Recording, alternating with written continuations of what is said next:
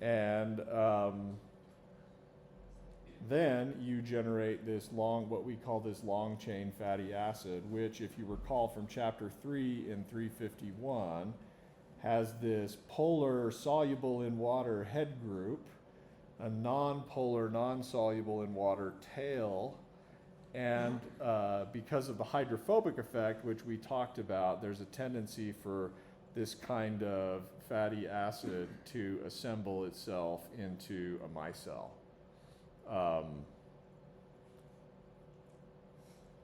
Which, if you're not sure what that looks like,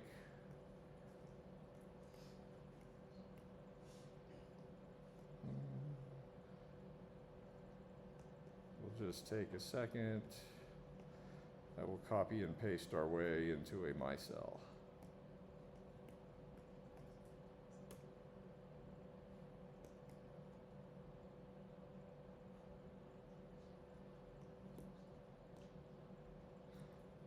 Get the idea, right?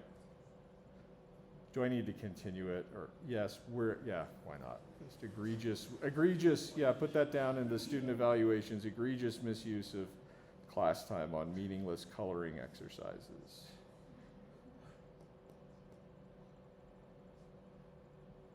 All right, so that's a micelle, and you have exterior of the micelle that's happy in water.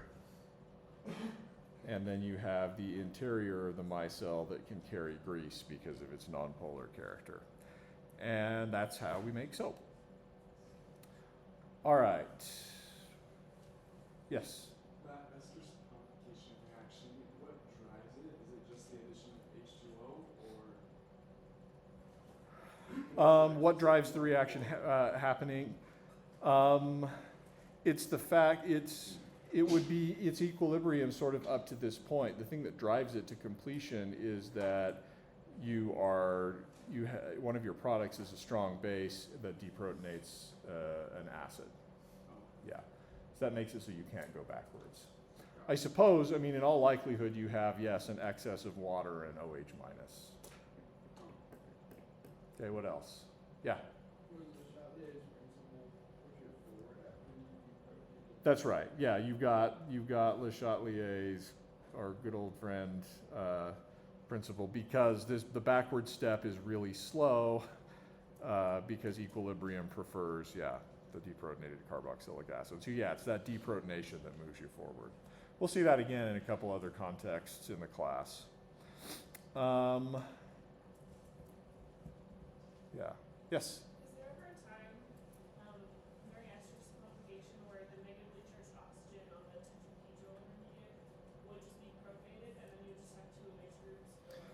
Oh, that's interesting. Yeah, is there the possibility as sort of a side equilibrium, a non-productive side equilibrium maybe,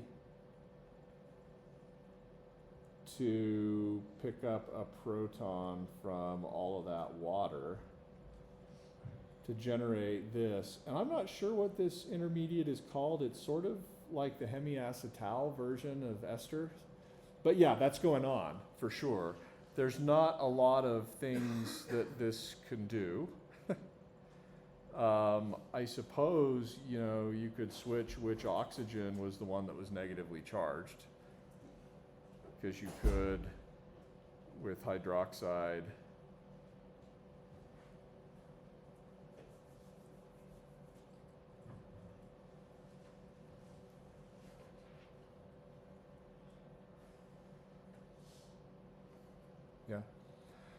so yeah, that's going on all the time in the background, because we don't have it currently, or rather in this particular example, there's no real way to distinguish between those two OHs, so you can't really tell that it's happening. Actually, I'll tell you, this is like painfully close to a question I just wrote on your exam, so. Continue. That's all I had to say about it, actually. But okay. Let's see. All right, let's talk about, I've got some more biology things that we could do, but let's first work on the stuff that's hardest. Let's talk about conversion of a carboxylic acid. Maybe if we have time, I'll come back to how enzymes hydrolyze esters. But let's suppose we wanted to make an ester from a carboxylic acid. Basically, we want to do the reverse of ester saponification. The problem with a carboxylic acid in trying to convert it into an ester, and we'll call this an esterification reaction. The problem is that the OH group is acidic. So naturally, as we just showed, you could not take the alkoxide and expect the negatively charged oxygen to attack the carbonyl carbon. Because instead, what would happen is the acid would get deprotonated by your OR minus group, just barely happened in the saponification reaction, and then you're dead in the water. Okay, well, let's just not use the OR minus group, let's just use the alcohol. Not a good base anymore. But the trouble is also not a good nucleophile. You're not going to attack a carbonyl carbon to generate a tetrahedral intermediate that has a negatively charged oxygen if your nucleophile is a neutral oxygen, right? That should, at this point, this should give you heartburn. You should look at that and it should just make you uncomfortable. And the reason it should make you uncomfortable is neutral oxygen attacking, leading to a negatively charged oxygen in the tetrahedral intermediate. It should be kind of like a note that's out of tune, or I don't know. So not that either. What are we going to do? Well, instead, let's protonate the ester oxygen first. So we're going to do a reaction called Fischer esterification. And this is a reaction you'll actually do in the 353 lab if you take it. This is going to be acid catalyzed. And it's a way of converting a carboxylic acid into an ester under acidic conditions. So you're going to use some catalytic amount of acid. Not really going to say what the acid is. I believe your text uses sulfuric acid, which is a pretty strong acid to use. You don't have to use that, but that will work fine. You first protonate to generate the oxonium ion. What you're seeing here for Fischer esterification in the steps are going to be analogous to what you saw for acetal formation under acid catalysis. Start by protonating the OH group to form the oxonium ion. This is now reactive enough such that the neutral oxygen on the alcohol can attack the carbonyl carbon to generate a tetrahedral intermediate. As we did in acetal formation, what happens next is going to depend.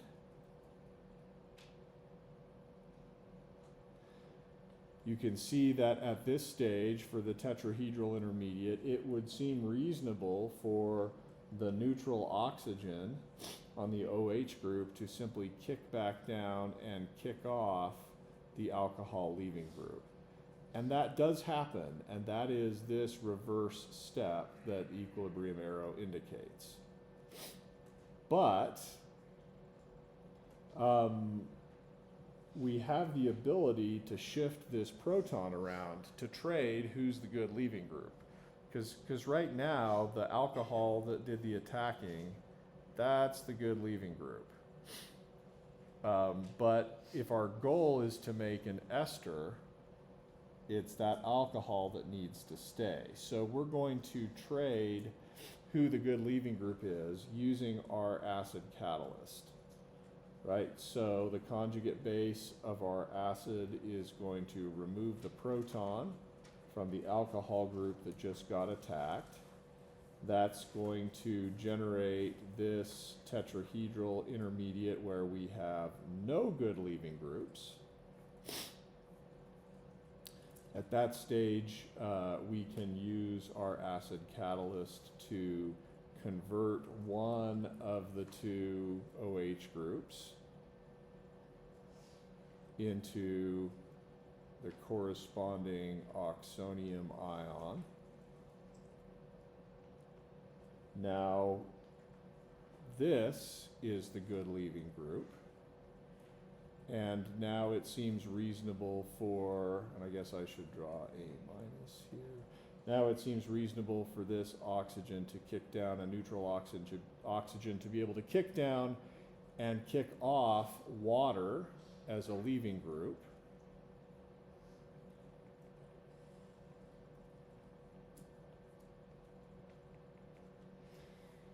And then all that's left is for us to regenerate our acid catalyst by deprotonating this oxonium ion that regenerates the acid, and we now have the ester. All right. As with acetal formation, one key to making this reaction is to happen, one key to pushing it to the ester finale is to remove water via distillation. So that's a practical issue that we won't worry about. We'll just assume that you know what you're doing when you have an alcohol reacting with a carboxylic acid under acid catalyzed conditions. But really, to make this reaction happen, you've got to remove water. And that pushes things forward.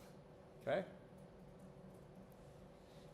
Now, you don't want to know this, but you can also do acid catalyzed hydrolysis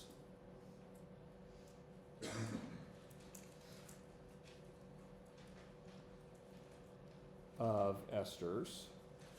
All you need is to supply an excess of water. So I could take our ester product, I could add some water, I could add water and hydronium, some aqueous acid, and that would get me back to the carboxylic acid and the alcohol. For the Fischer esterification reaction, if I want it to go in the forward direction, likely I have my carboxylic acid, my alcohol, some catalytic acid, and then organic solvent. And I have to have some method for removing water. And that will give me my ester product. Okay? So this is sort of the carboxylic acid version of acetal formation. Remember, we made acetals from aldehydes and ketones. We could make them with an alcohol and an acid catalyst, but we needed to remove water. If you wanted to hydrolyze the acetal, you supply water and an acid catalyst. All right. We won't show the reverse mechanism. Instead, I'm going to want you to actually just copy these same intermediates and just push the arrows the backwards way. Make sure you can do that. Let's see. Now, with all of that, I'm going to show you the simplest way in the world to make an ester. This is going to really, I think, tick you off because it's like, why are we even bothering with Fischer esterification? Because the mechanism is complicated and because doing the reaction in the lab gives you a chance to actually use some Le Chatelier techniques to push a reaction to completion. In the case of many esters, the R group is pretty small. Not all esters. As I just showed you, for triacylglycerols, the R group on the ester can be quite complicated. But for some esters, the R group from the alcohol is really small. So for that, I offer you a cheat code.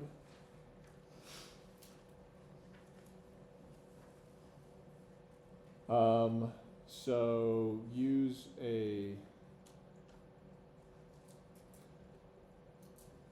for this, you need some kind of probably non-nucleophilic base, let's say triethylamine. This is a tertiary amine that is not a good nucleophile because of sterics. And then let's use methyl iodide. This allows you to very easily first remove a proton and then do an SN2 reaction. And there you go. Now you can't use that method all the time. If your R group is more complicated than just a methyl group, you can do the same approach with ethyl iodide, but as the R group gets more complicated, this method gets less efficient. It's also possible that there may be other functional groups in your molecule that might react with methyl iodide, and so there might be other reasons why you can't do this. But a lot of times, if you want to make a methyl ester, this is the easiest way to do it. Yes? How did you remove the proton? Just with the base. Oh. Yep. So yeah, you need some non-nucleophilic base. Do that. Make your carboxylate, and then, yep. All right. Questions so far? Yes? So why doesn't it work with a bigger one? I mean, it could. I guess all the rules of SN2 apply, so I suppose that if you wanted to make the tert butyl ester, that's a no-go. Because you got to be able to do SN2. Yeah. Also, I mean, yeah.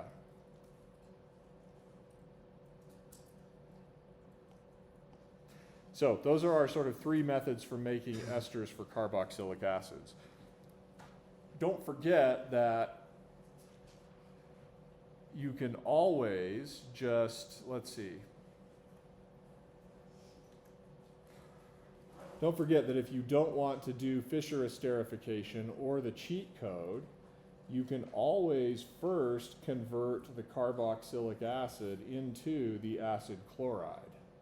Right, we talked about that reaction briefly. We're not going to show the mechanism of it. Your text mentions it. It's useful because you convert OH into the acid chloride.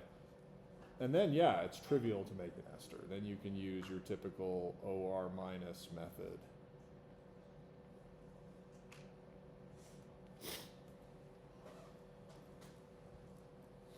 Now, if your head is spinning, it's supposed to be a little bit because there are multiple ways to get the same product. And we need that in chemistry because we need a lot of choices. Sometimes reactions that work for one set of molecules are slower or less efficient for others. So we just want alternatives. That being said, in a synthesis problem, don't worry some of you are worried, did I get the right answer? At the point where we're at now and from here on out, there will often be multiple correct answers to synthesis problems. I'm not saying on the exam, because on the exam I can control what the correct answers are. And yes, sometimes I will tell you, of these following methods, some of them work, some of them don't. Choose all the ones that work, right? But when you're working a synthesis problem on a practice exam or on a study problem set study guide, you're doing synthesis and you're like, my answer is different from the one in the key. That could be fine. It could be that your answer works. You just have to confirm. If the standard on synthesis problems is, does your chemistry actually work? All right, so be okay with alternatives as long as they work. Okay, that's helpful. How do I know that they work? Well, experience. Okay, go ahead. Is there a sheet? Because sometimes in classes, you say you don't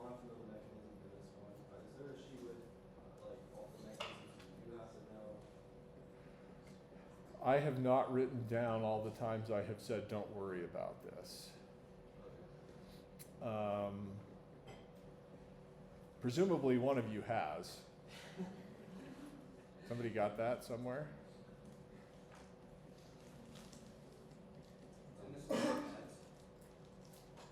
Does the study guide list pretty well? Do worry about this, don't worry about this? Okay. Then I guess I will just refer you to that.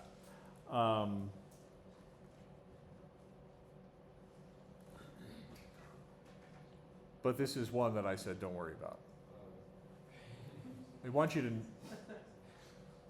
I always worry when I say don't worry about something that what I mean is poorly understood. Be able to use this as a reagent, but don't worry about drawing the mechanism. Okay, because on the study guide, sometimes you say you need to know this, or sometimes it says pay close attention to the mechanism. And Yep. Yes. Can I ask a follow-up question? Is there a particular example you were worried about that I can resolve that question?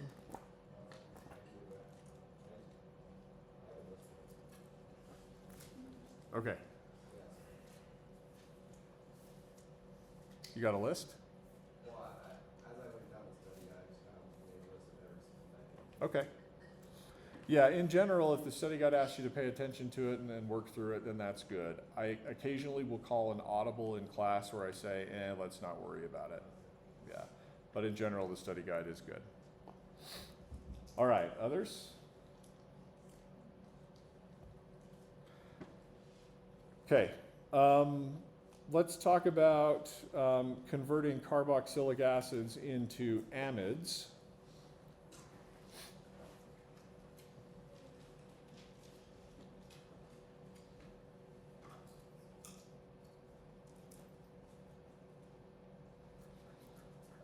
Option number one is sort of the sidestep option, which is, I don't want to do carboxylic acids. So I'm going to first convert that into an acid chloride. And having done that, then I will add my amino group. And then we will do classic nucleophilic acyl substitution.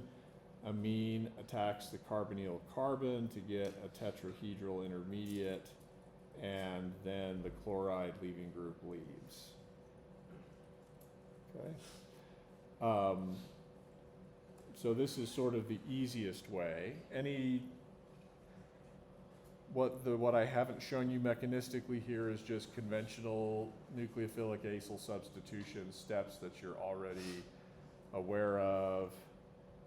Anything you want to ask about that? Okay. Acid chlorides are pretty reactive and they're not that shelf stable, so this isn't necessarily the primary method of making amides, though it certainly is the simplest one on paper. Option two, well, I guess let me show you something that doesn't work as a framework for what's going on. The problem with making amides from a carboxylic acid is the same problem as making an ester from a carboxylic acid. That is, your nucleophile is, for the amide synthesis, the amine is a base. And so the first thing that happens is you remove the proton and you make the carboxylate ammonium salt, which is great, but that's going to sit and stare at you for years. Under some select circumstances, your text says you can cook the snot out of this ammonium salt and it will magically form the amide bond. That may be useful in isolated circumstances, but I've been making amide bonds for I have been for 20 years, and I've never used this method. So so nobody does this. And the basic problem, again, is you can't even get your nucleophile to attack the carbonyl carbon because you're simply going to remove the proton from the carboxylic acid. So workaround one was, all right, let's get rid of that proton completely and just use the acid chloride leaving group. And that's fine, that'll work. Option two is to use a reagent that converts the OH group into a good leaving group. So what I'm gonna show you now is an example of carbodiimide chemistry.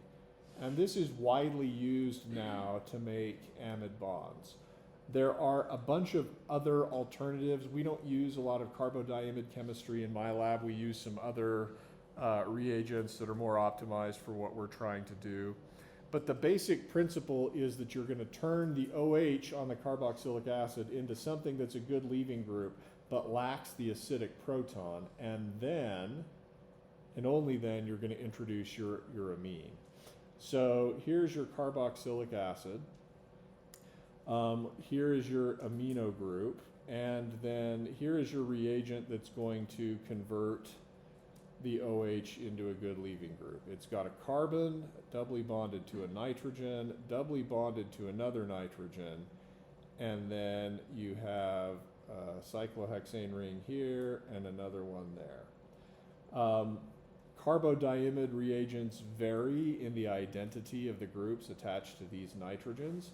This one is called dicyclohexyl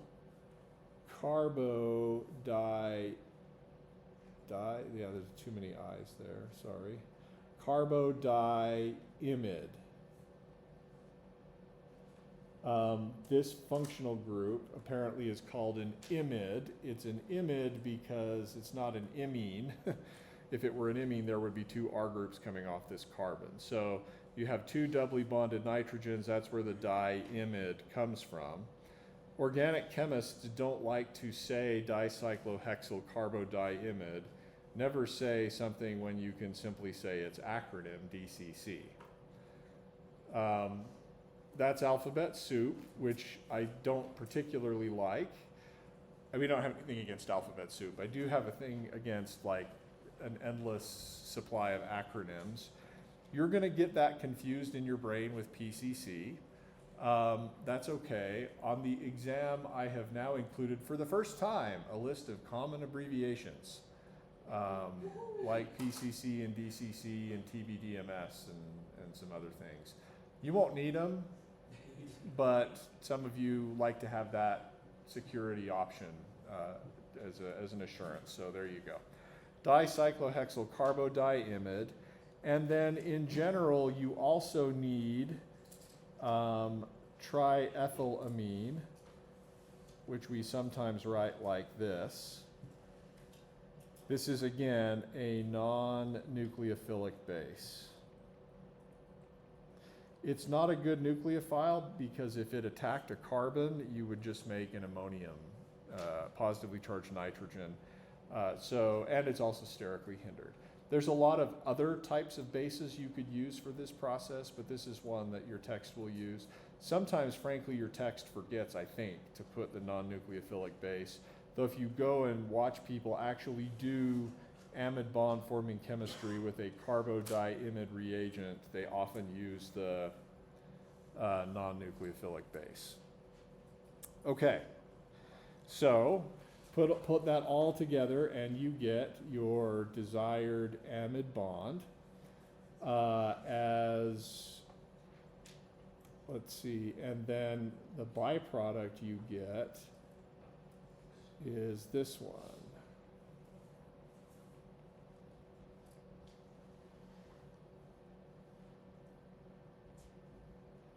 Dicyclohexyl urea. And where did that oxygen come from? It's that one. That's where the oxygen goes. All right. The mechanism for this reaction is known, and I will show it to you mostly because I like amide bond forming chemistry, and because sometimes I feel like if I don't see a mechanism, I don't have any chance of understanding what's going on. I will say though that the mechanism for DCC is not on this exam, and I don't anticipate putting it on a future exam. It's sort of doing that would sort of be a were you there in class that day kind of question, and I'd rather see if you can think. So I'm going to go through this mechanism somewhat quickly just so you have a general gist for what's going on. And because I'm not going to hold you responsible for it on the exam, we won't spend a huge amount of time on it. Is that okay? All right. There's always a debate. I find some students love it when I talk about things that are not going to be on the exam because they're like, sweet, I can just sit here and don't need to know it. And others are like, you are wasting valuable class time where we could have been talking about stuff that's going to be on the exam. So I never totally know what to do. Try to keep a balance. And anyway, so first, your amine is going to remove, your non-nucleophilic base is going to remove a proton from your carboxylic acid. That then becomes the nucleophile. That attacks the carbodiimide reagent. And you can think of this imide as being very much like an imine or a carbonyl type group. So carboxylic acid attacks the carboxylate attacks the carbonyl carbon. You get a tetrahedral intermediate. I'm going to move this to get it a little bit out of the way so we've got some space. If we did nothing else there, probably we would be proposing a negatively charged nitrogen as an intermediate, which is not generally a good idea. So probably at the same time that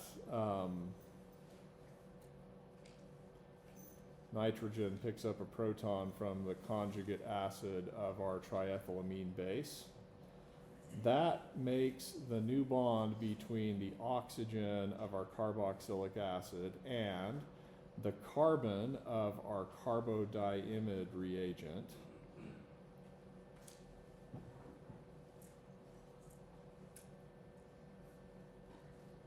All right.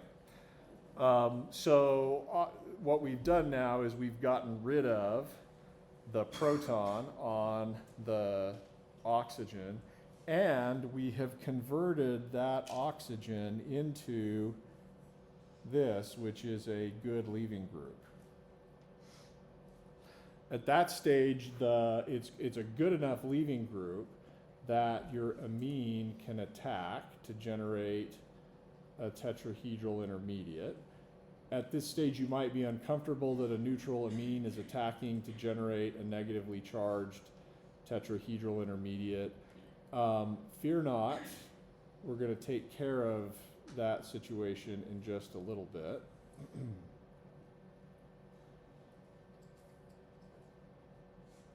I'm going to use the abbreviation CY for cyclohexyl.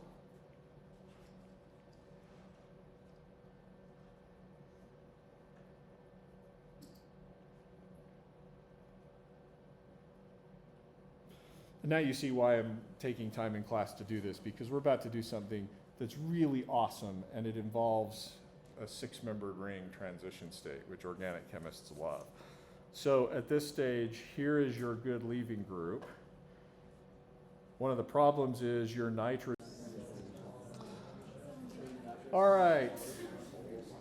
So let's talk about amide bond formation in biology and amide bond breaking in biology. Behold the ribosome.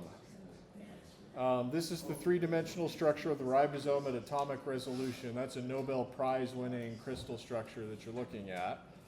The combination of nucleic acid and protein. You've got 2 subunits, one in blue, one in yellow.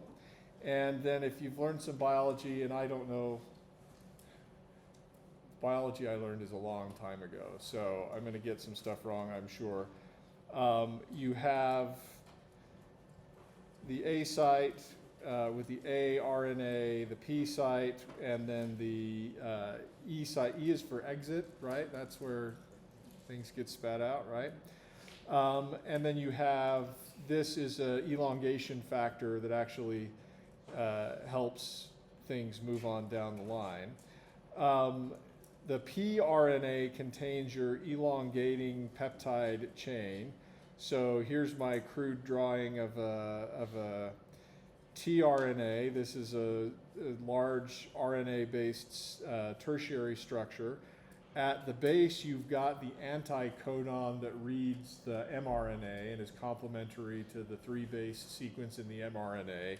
And then linked to that tRNA at the other end is the C-terminal amino acid of a growing peptide molecule. Here's amino acid 1 in blue, here's amino acid 2 in pink. Here's an amide bond between the two of them. This could be hundreds of amino acids long at this point. We're just looking at making the amide bond between the blue amino acid and the next one.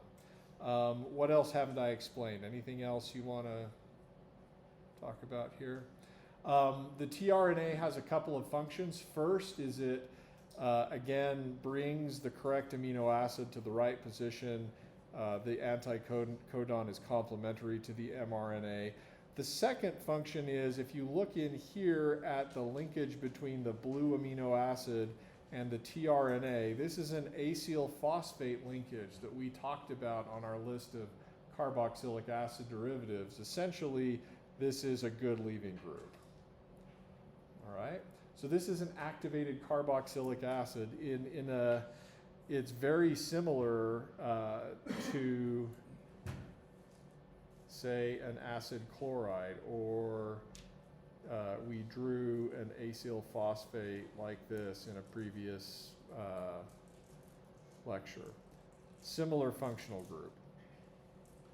And so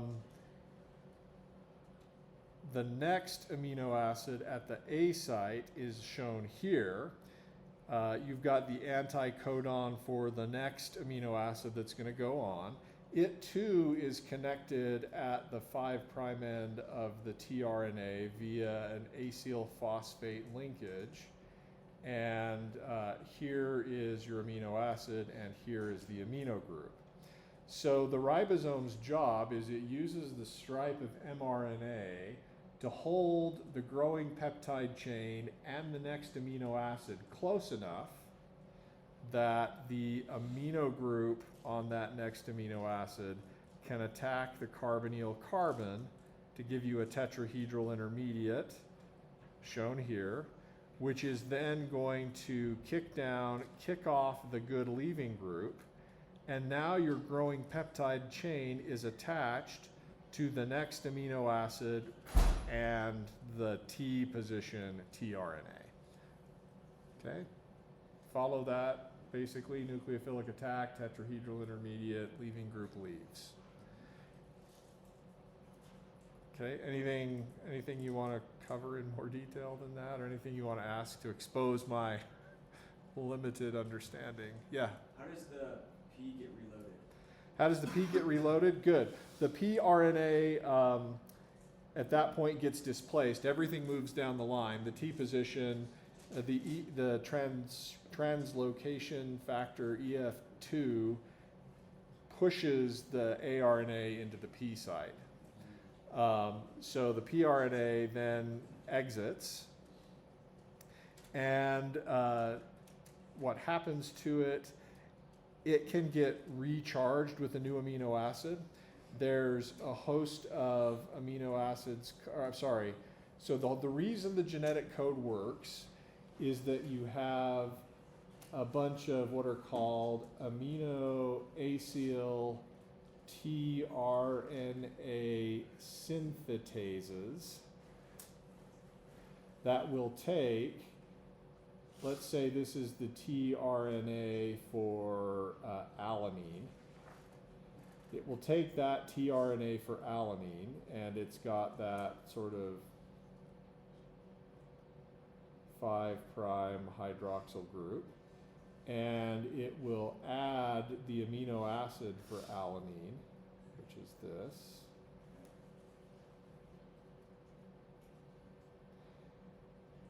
And it requires ATP. ATP in this case is about converting the negatively charged oxygen on the amino acid into a good leaving group so that this phosphate can attack it. But at that point then you load the tRNA for alanine.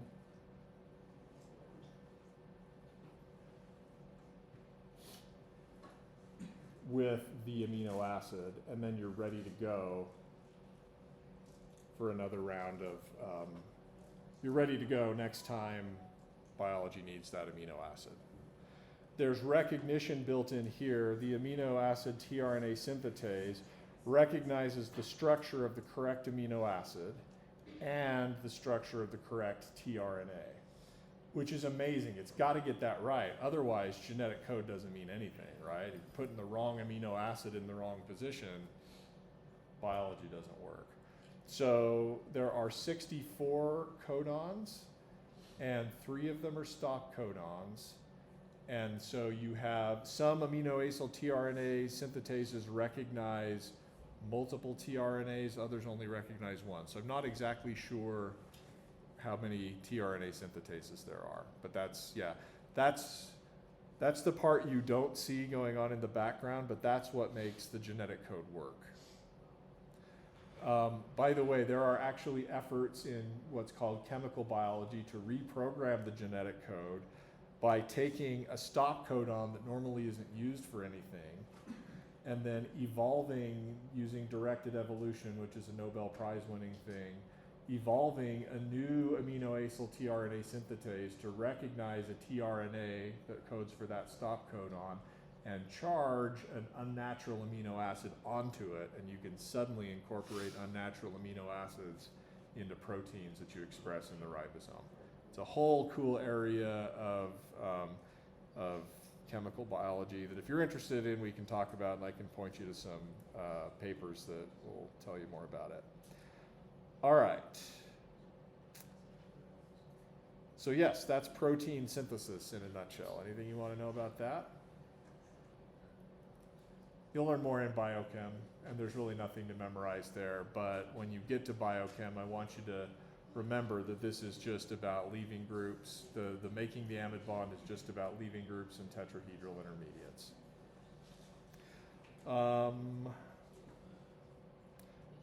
Right. Let's now talk about beta-lactam antibiotics. And I guess before we do this, I want to just mention that amide bonds are more stable than esters.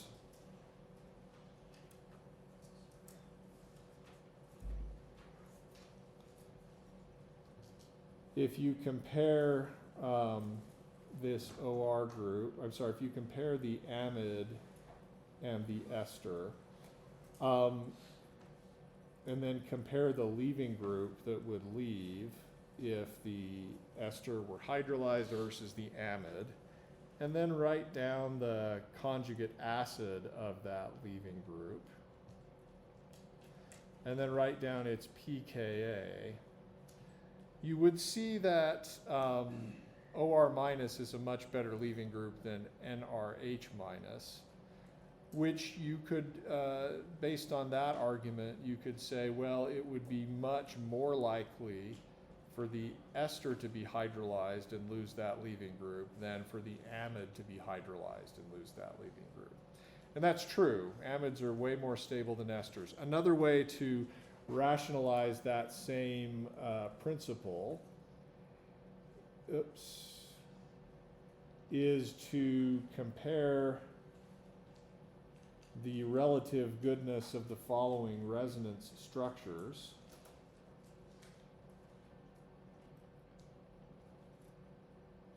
In which the amide nitrogen or the ester oxygen is donating electron density into the carbonyl carbon. You would predict that things that donate electron density into the carbonyl carbon should make the carbonyl carbon less electron poor and therefore less reactive. The resonance structure here with the amide doubly bonded to the carbonyl carbon is a better resonance structure than this one with the ester oxygen doubly bonded to the carbonyl carbon, because nitrogen's is less electronegative than oxygen. Nitrogen is a better electron donor. It is more willing to donate electron density because of its lower electronegativity. It is better able to tolerate the positive charge. So in the ester, the carbonyl carbon in the amide, the carbonyl carbon is less electron poor, and therefore amides are less electrophilic than esters are. Which is one reason, presumably, why our proteins are made out of amide bonds instead of ester bonds, because you want your proteins to be stable for quite a long time. All right. Now, let's introduce the exception that proves the rule, and that is the beta-lactam antibiotic. So here is the structure of amoxicillin. And the business end of amoxicillin is this four-membered ring. There's actually multiple amide bonds in amoxicillin. You have this one here, and then this one here, between this nitrogen and this carbonyl carbon. Cyclic amides are called lactams, in the same way that cyclic esters are called lactones. That's just OChem gibberish, and you don't need to know it, but when you hear people say lactam, they're talking about a cyclic amide. And this four-membered ring, cyclic amide, is going to be highly strained. You can tell that because you have two atoms. I'm going to sneeze here, sorry. Maybe not. Did you hate that? All right, feeling better, maybe. The carbonyl carbon here prefers sp2 hybridization, right? And the amide nitrogen should as well. Nevertheless, they are constrained in a four-membered ring, which means the ring angle, bond angles in the ring, about 90 degrees, are different substantially from what they would be in an ideal circumstance. So whereas a typical amide is quite stable, the beta-lactam is spring-loaded and ready to open up. Even though the nitrogen is not a particularly good leaving group, if a nucleophile were to attack the carbonyl carbon and you generated a tetrahedral intermediate, you don't even have to pause to ask whether the nucleophile is a better or worse leaving group than your nitrogen. It's just very fast for these electrons to kick down and the leaving group leaves. All right, so beta-lactams are spring-loaded to open up. They are less stable than typical amides. Now, when I say less stable, I mean they're reactive to nucleophiles. You can still, they are stable in the sense that you can put them on a shelf and or refrigerate them and then take the amoxicillin at regular intervals, and in the time from when the pharmacist gave it to you to the time you take the pill, it hasn't degraded, right? So kinetically,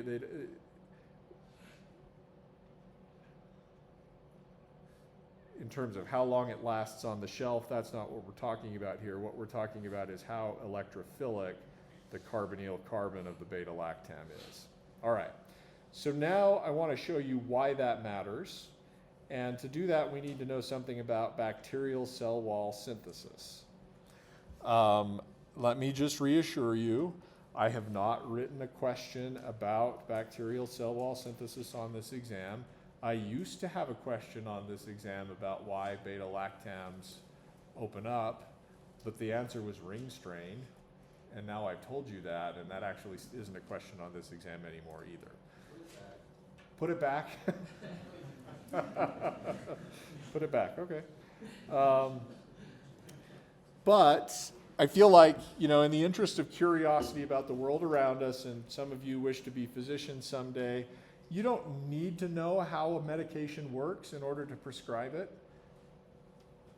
but it might be unsatisfying to prescribe stuff that you have no idea what's going on.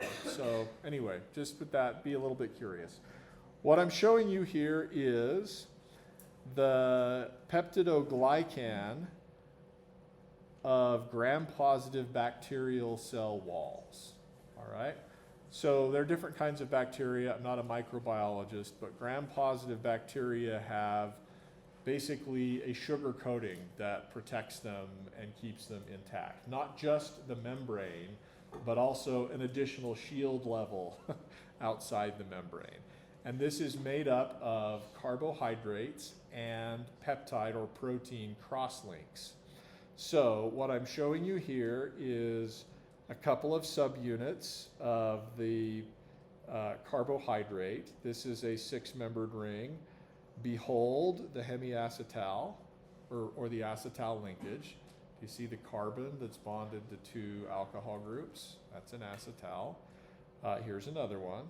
These are 2 carbohydrates, and they're linked together in a much longer chain. One of the OH groups on the carbohydrate is linked to an amino acid, and then you can follow that side chain down through here. Okay, so that's the peptide part of peptidoglycan. Each of the amino acid subunits is highlighted with a different color, and you can see the amide bond linkages between amino acids. Now, one of these carbohydrate peptide chains is linked to another carbohydrate peptide chain via a crosslink, which is itself made of amino acids. So this is called the pentaglycine crosslink, 1, 2, 3. So that's one amino acid, another amino acid, and so on. And that connects the green side chain from one peptidoglycan to the terminal amino acid on the other peptidoglycan. And of course, this peptidoglycan has another crosslink that can be linked to another. So this is now in your brain, imagine long chain of carbohydrate here, another chain of carbohydrate here, and they're cross-linked at all kinds of stages by these peptidoglycan arms. The process of making that cross-link involves having the amino group from the pentaglycine arm of one peptidoglycan attack the carbonyl carbon at this position on an arm of another peptidoglycan. And it just so happens that the 2 amino acids on the end of this peptidoglycan chain are both D-alanine. That doesn't mean anything to you at this stage other than all the amino acids used in your proteins have L configuration. So this is opposite. This is an enantiomer of alanine. And it's used in bacterial wall cell synthesis. Okay. Realize that's kind of confusing, kind of a lot. Any structural features you're interested in that I didn't say anything about? Any questions you have? The basic feature in making this bacterial cell wall is going to be how do we get this nitrogen bonded to the orange carbonyl carbon instead of the blue D-alanine. Okay? So we'll go through this kind of quickly because the details aren't that important. What you do is you first have, maybe going to skip over some stuff. No, why not? Here is the enzyme that catalyzes the reaction. And the enzyme's job is to first hydrolyze this linkage between the 2 D-alanine amino acids.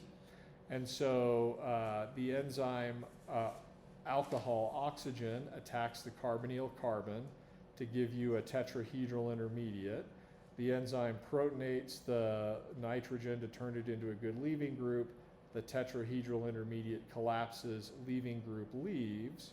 And now you have your enzyme attached to the end of this peptidoglycan arm. Okay? Then the enzyme allows the amino group on the cross-linking arm of the peptidoglycan from another chain to come in and attack the carbonyl carbon to give you a tetrahedral intermediate. This is just classic nucleophilic acyl substitution chemistry. Electrons kick down, and now the enzyme alcohol leaving group leaves, picking up a proton probably as it leaves from the enzyme, and that makes your new amide bond crosslink. All right? Yes? I'm not sure if we went over this, but how is the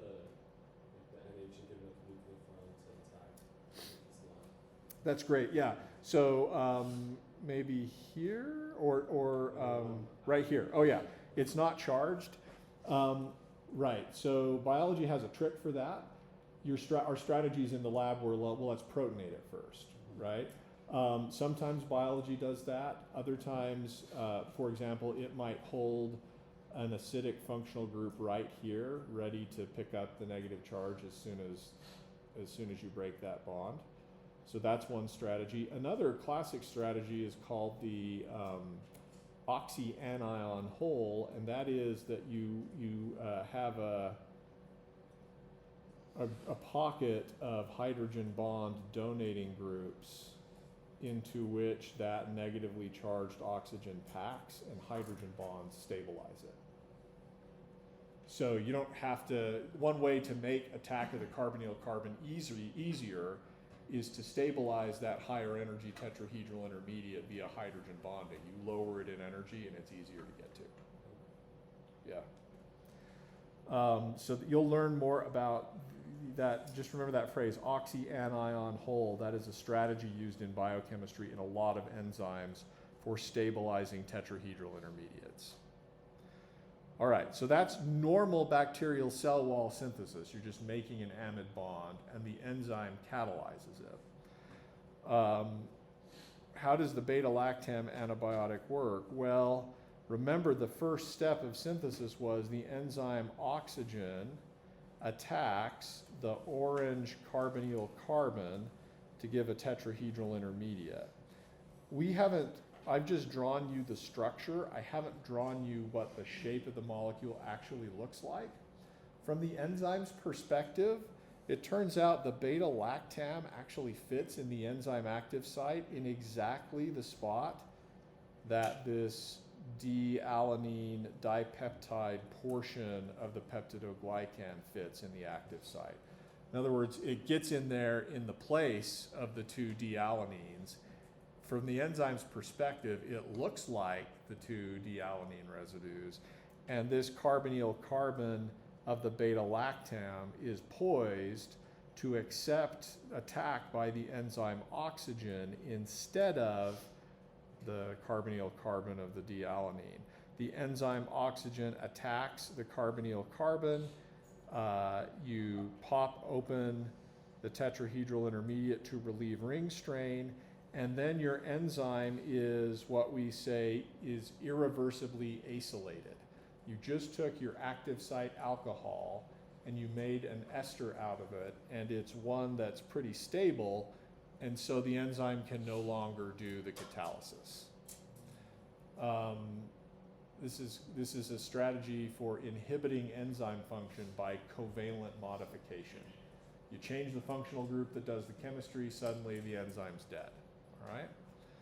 So how does that stop the bacteria from growing? Well, if the bacteria isn't able to make new cell wall, then it's weaker and more susceptible to being attacked and cleaned up by your immune system. All right. Naturally, bacteria have a strategy for dealing with this.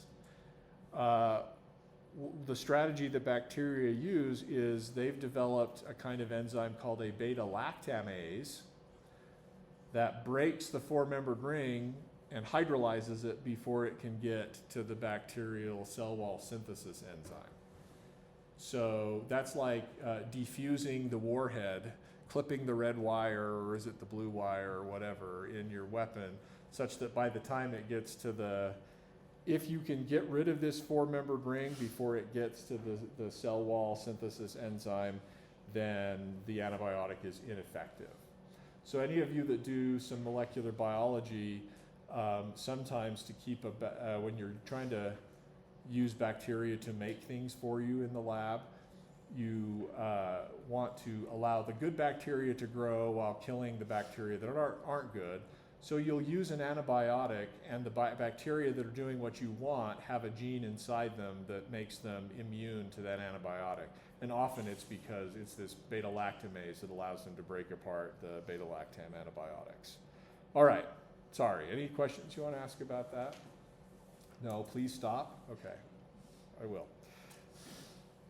But one more thing. No, I'm really just kidding. We will not do one more thing. All right. With that in mind, let's do some practice of difficult exam level things. And we'll go to the practice exam for that, and I'm not got the key here that we can look at. I wanted to start with a nasty synthesis problem. Okay, yeah, that's sufficiently nasty. Let me just memorize that, and then we'll draw it on a new sheet of paper. 1, 2, 3. I'm going to get that wrong, but you guys can help.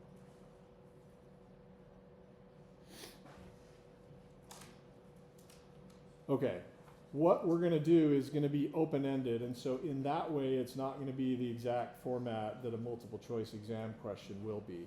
Nevertheless, the ambiguity that's present in an open-ended question is, I think, useful. Dang it, now I wish.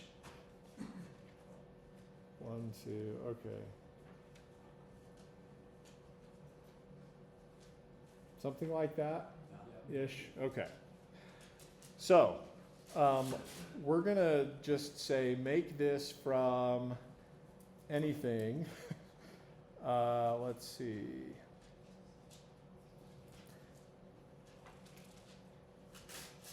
Yeah, so how would we go about synthesizing this molecule? And I don't know, but let's say that we can use alkyl halides, 3 carbons or less. I don't know. That seems maybe. Let's see. Purpose is any compound that contains only 1 carbon. Okay, right. So, yeah, we have to basically make it from this starting material. When you see a synthesis problem, you can choose to go at it in a couple of ways. Number one is to start from the beginning and just hope for the best, which is good. And often you're going to have to approach this. Some of you want to be able to write down the correct answer from the beginning without erasing anything or making any mistakes. Good luck with that life strategy. You're going to need to sketch things out and cross things out and erase some things. So the first thing I do when looking at this problem is I say, are there any bonds here that I know how to make in the product? And I'm looking at it and we don't have a lot of tools yet for making carbon-carbon bonds between sp3 hybridized carbons. We're going to get some of those, but for right now, we don't have a whole lot of tools. We also don't really have a reaction yet for making a bond between a benzene ring and an sp3 hybridized carbon. So I'm not seeing a lot promising, all right? So then I want to start to ask, is there something this molecule could have been previous that might be easier? So as an example, one of the things I'm thinking about is, even though there are no bonds between sp2, even though I've got a lot of sp3 hybridized carbons, I know that there's a reaction where I can do hydrogenation to reduce a double bond, right, to an alkane. And so this is a reasonable precursor to this molecule. I feel like that's a pretty big conceptual jump. So, what do you want to ask about that? Go ahead. Maybe, is it like I don't know if it's the ketone or what's the essence of it? What's that one again? The Wittig reaction. Oh, already you're thinking back to a previous stage, right? Once you got the double bond, yeah, you're saying I could have made that via the Wittig reaction. Yeah, great, totally. I wouldn't necessarily have had to put the double bond there, right? I might need to sketch out some other things too, such as, well, what if I did this. Would that work as well?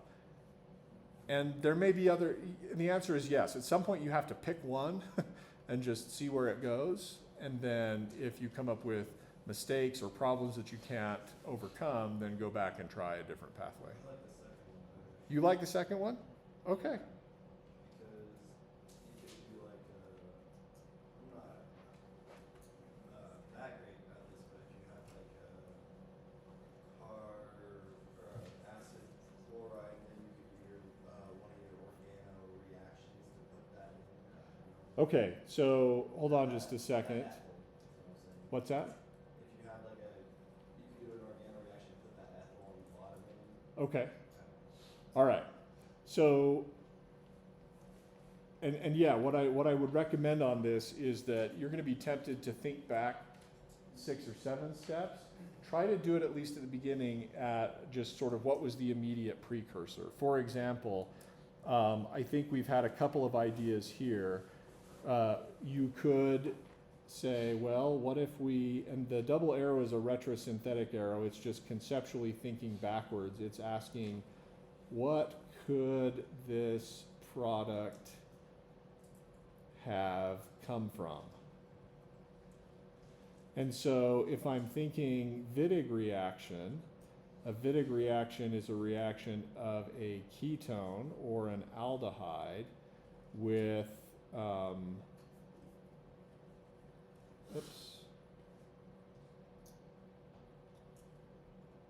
with an ylide reagent.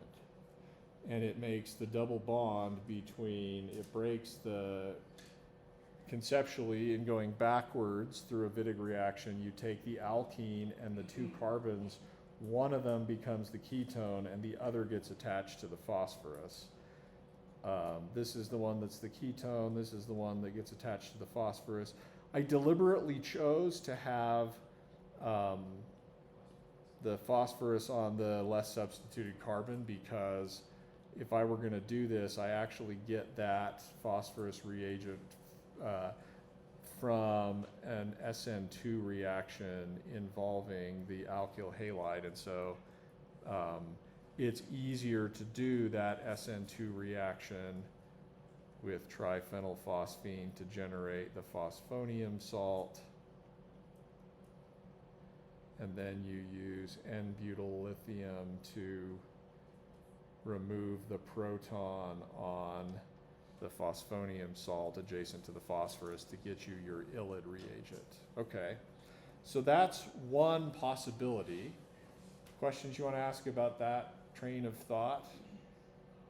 Yeah. Should you take that even farther and go back even further with that ketones and Could I take this further? yeah. Yeah, absolutely, and I would need to. Yeah. What else? So we've sort of tracked at least part of our molecule back to basically an allowed starting material. Now we can sort of look at this and think, okay, how am I going to make this?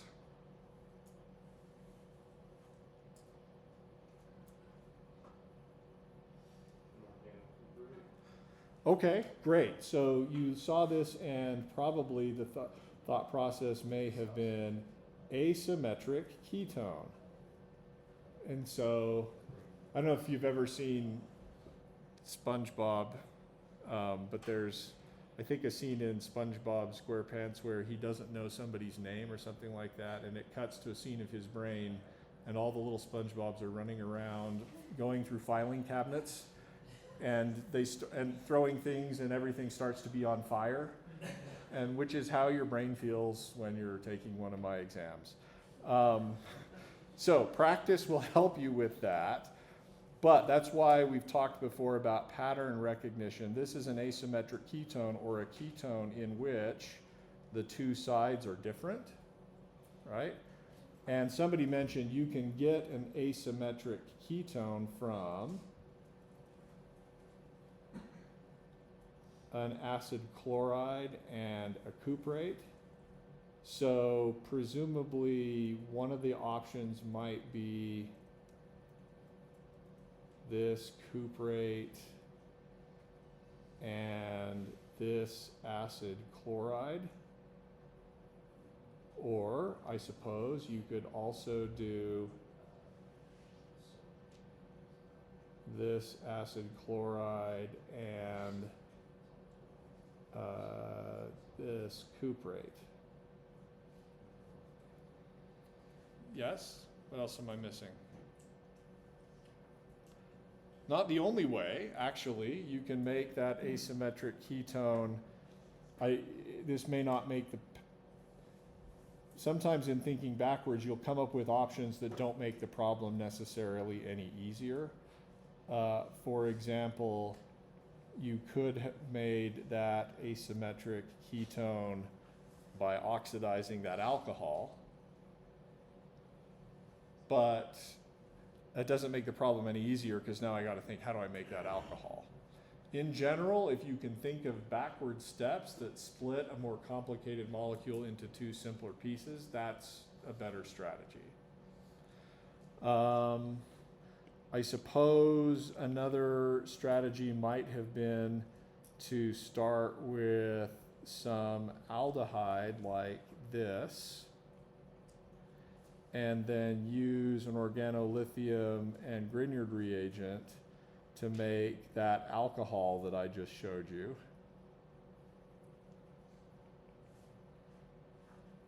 And then oxidize it to the asymmetric ketone. Okay, so we've got some choices, and actually I like all three of these. So instead of doing the Doctor Strange thing where you get out your infinity stone and then sit there morphing into the various realities and trying to figure out the best one, just pick one. All right, so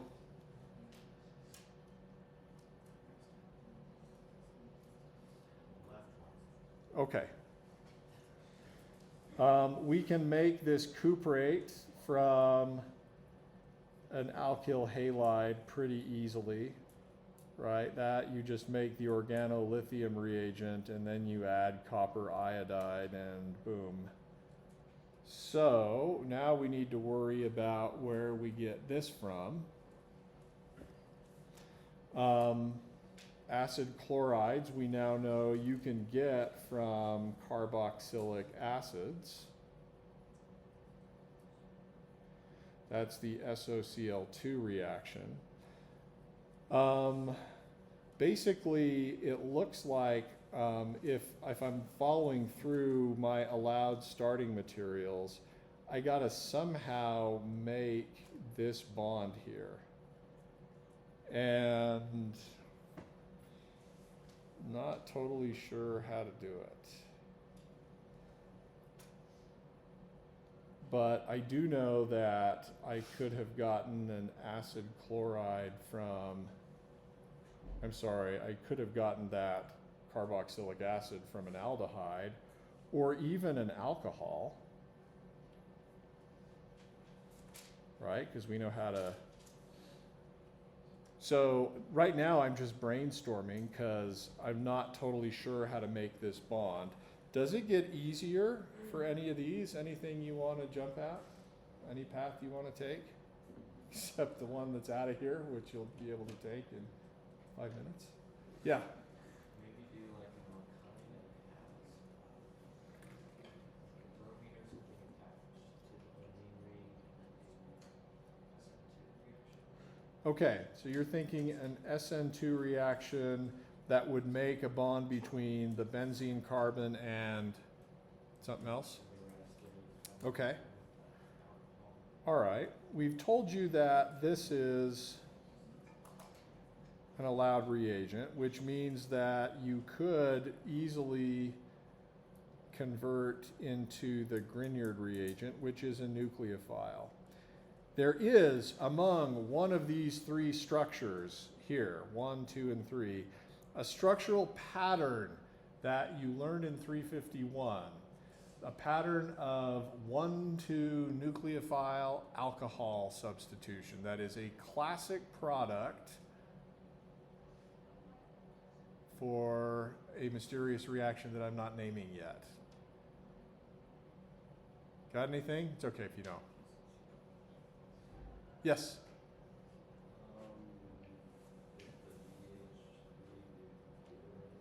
Hydroboration oxidation.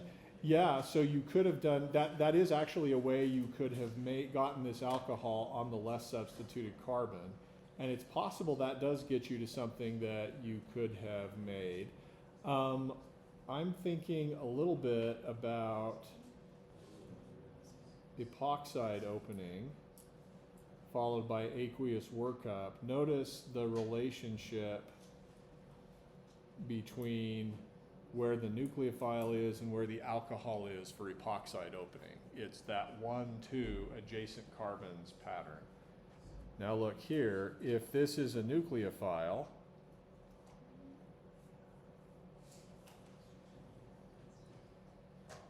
I'm waiting for your aha moment. Did you have it? There it is. You don't have to pretend. I mean, maybe, I'm sorry, no, I'm just teasing you. I trust that your aha moment is genuine, right? Good. Right, could you take the Grignard reagent and have it open the epoxide, and that got you there? Okay. And then you have to worry about how did I make the epoxide? Well, you know how to do that. Do the elimination reaction and then use your favorite reagent, McPBA. I didn't used to pronounce it like that, but it's fun, so McPBA. All right. So that's one way that you approach a synthesis problem. Now, we got a couple of minutes. Questions, and then do you want to, what if this thing, like what if we had done something different? Go ahead. Sorry, so remind me of the reaction we need to get from this, the benzene ring with the OH back up to the one you have above. Here? Yeah, so from that one Oxidation. Okay, and you just do. So you could go straight to the carboxylic acid with the Jones oxidation. Okay? Yes? Would you recommend that we just have all our 351 reactions in our toolbox for all this? Would I recommend you have all your 351 reactions in your toolbox for this? So yes and no. If you're going to have a synthesis problem, that's totally unhelpful. For a synthesis problem where you have to start from very simple reagents, yes, you're going to need a lot of 351 stuff. It's frankly hard to write a question like this in multiple choice format. So what I do instead is I say, I give you a starting material and I give you a product, and then I give you a list several items long, and those are options A, B, C, and D, and you have to follow them through. So in some ways you're not coming up with these out of nowhere, but you might encounter items on that list that you're like, oh shoot, McPBA, what the heck does that do again? So yeah, some reviewing of reagents that you've used previously can be useful. Probably not as important as mastering the current reactions. And I will say that, again, memorization is the right tool for some things. Nothing's going to save you from forgetting what McPBA does or that a cuprate can make an asymmetric ketone. On the other hand, memorizing all of the possible interchanges that we talked about with conventional nucleophilic acyl substitutions, probably not the right tool. There's a better way to do that. Okay, well, good luck. May the force be with you. I have office hours right now, again on Friday, so good luck. We'll see you then.